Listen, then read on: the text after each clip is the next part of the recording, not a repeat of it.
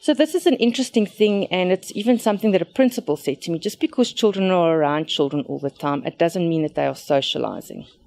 So obviously in a school environment, there's a lot of children around all the time.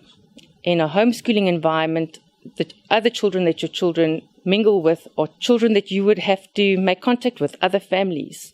We have 3 families that have come with us over the last 12 years, and those children are now like my children. We're family.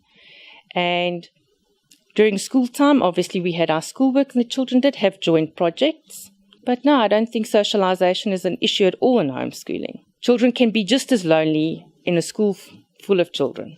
We were very happy in our homeschooling journey.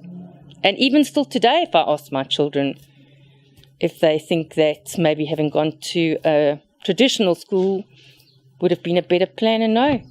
At this point in time, they're very, very happy homeschooling, and I think they would all like the same for their children one day. Look, I think it was a bigger concern for myself and my husband than it was for my children. And the reason for that being, it's obviously something that we experienced, and in a homeschool environment, we knew that our children were not going to experience those same things. And if a person looks at it from that point of view of what are your children missing out on, there are a lot of things that children in regular school miss out on not being homeschooled. So at the end of the day, you really have to weigh up the pros and the cons on both sides. You're going to have pros and cons on both for traditional school and for homeschooling, and you just need to decide which ones are more important to you. So you actually get different micro schools or cottage schools, as you call them. Some are more, I suppose, like a nursery school. They more just supervise the children, but the children still work independently.